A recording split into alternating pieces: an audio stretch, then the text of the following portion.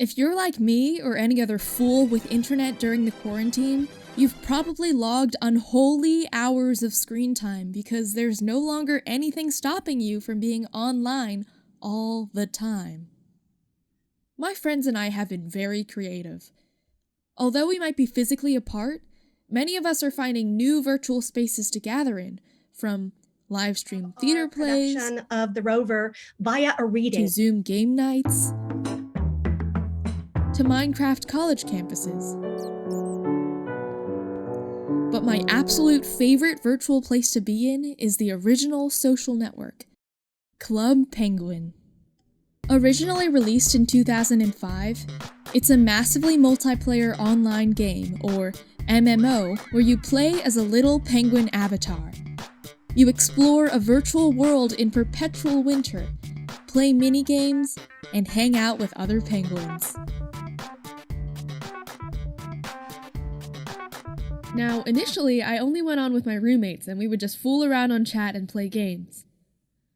I used to play when I was maybe 8 years old, and at that age I was too scared to talk to strangers, even when they looked like penguins. But out of curiosity one day, I went on without my roommates and I just started engaging with random strangers, and it's been a really fun and fascinating experience. I joined a bluegrass band, played Mafia, and got good quarantine show recommendations. I was psyched to meet so many cool new friends, and I quickly added all of them to my buddy list.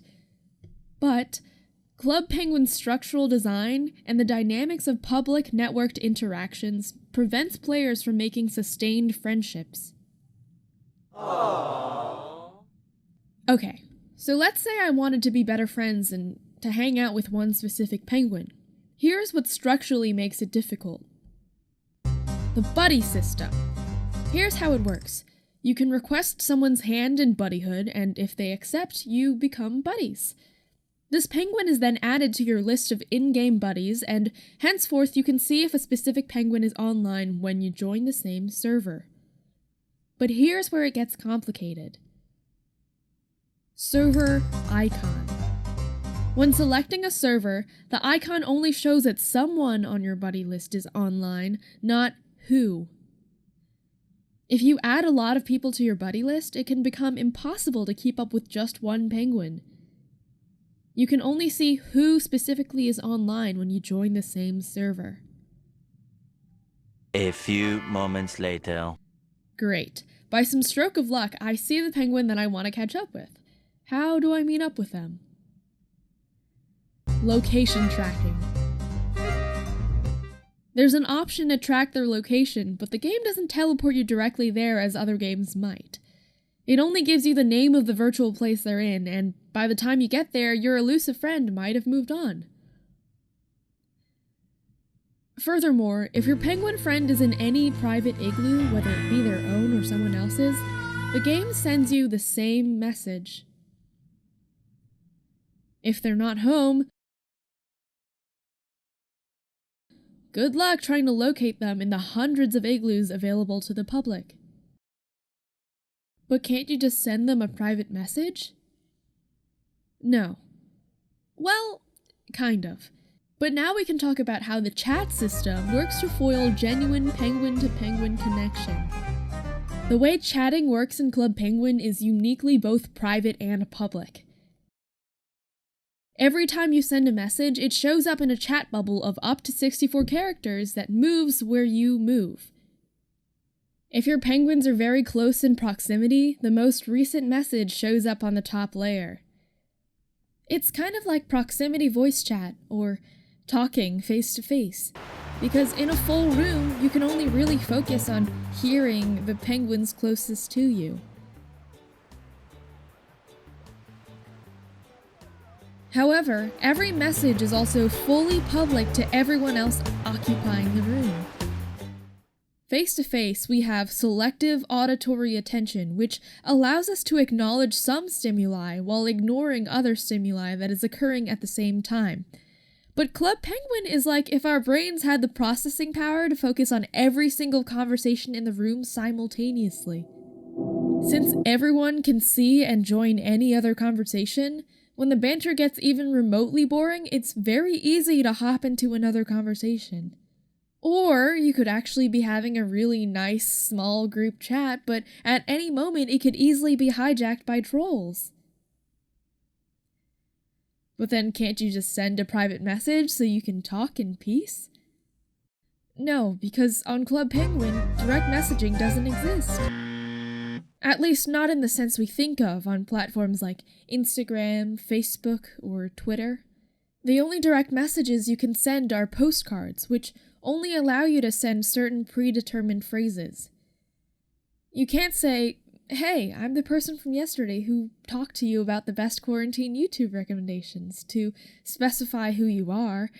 You can only send a "let's hang out" postcard and hope to God they remember who you are and want to hang out. Amongst all the incredible usernames, it's hard to remember who's who. It's often easier and less effort to keep joking around with strangers than to cultivate a friendship with one specific penguin. But let's say you're chatting away with a stranger and these other things don't faze you. Active/away statuses. Well, another factor that works against you is a lack of chat statuses. Unlike AOL or GChat or Facebook Messenger, Club Penguin's chat system doesn't allow others to see whether you're still active in the chat. Whether you've taken a bathroom break or you're just creepily observing the other conversations in the room, your penguin gives the same unblinking, beady, avian stare to the rest of the room. In this kind of chat system, you constantly have to type yourself into existence just to prove you're alive, because if you're silent for too long, it's easy to assume that you're no longer there, even if you are.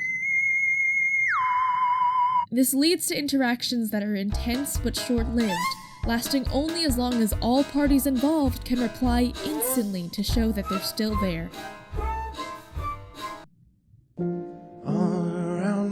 Combined with what Dana Boyd identifies as the 3 dynamics of networked publics, these circumstances shape social interactions on Club Penguin to make maintaining long-term friendships very difficult. 1. Invisible audiences. Not all audiences are visible when a person is contributing online, nor are they necessarily co-present. Just like on any other social media site, on Club Penguin you have no idea who's viewing your profile and public interactions at any given time. In this sea of anonymous penguins, one could be your potential stalker. One could be an innocent 8-year-old kid. One could be a professor. You just don't know. The very knowledge that your messages are visible to everyone in the same room shapes how people interact on Club Penguin. Generally, penguins are hesitant to share personally identifiable information like Instagram and Snapchat handles, their full names, their phone numbers, and their addresses.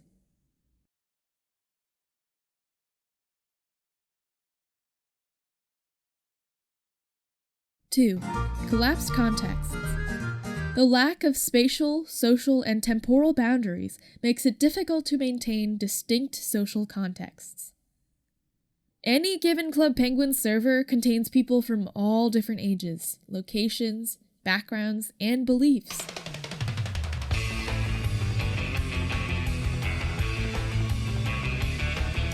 As long as they get on the server before it's full, anyone with an email address can get access. So what one person thinks is okay to say, someone else might totally disagree.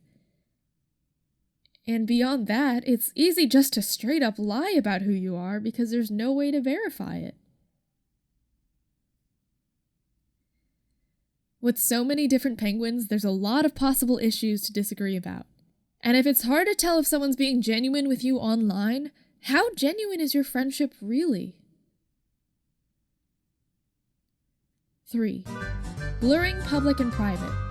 Without control over context, public and private become meaningless binaries, are scaled in new ways, and are difficult to maintain as distinct. It's really hard to control the flow of information on Club Penguin.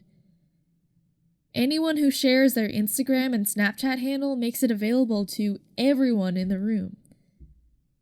And moderators have access to all the chat logs of every player, so all that information is available to them too. On Club Penguin, sharing any personal information is a choice between making it public or not sharing it at all. But I question if it's possible to forge a meaningful relationship with someone who only knows you for your cute little penguin avatar.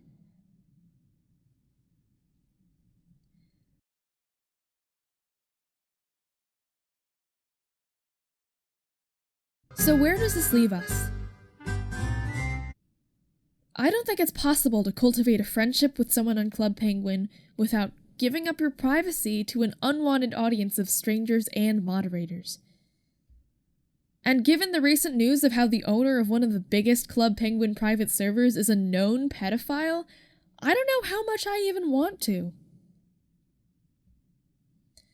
Club Penguin was initially designed for children's ages 6 to 14, with a huge emphasis on safety. So spread the word about online safety. It starts with you. Ever since the original game ended in March 2017, many private servers are using the same source code and seem to keep most of the features of the original.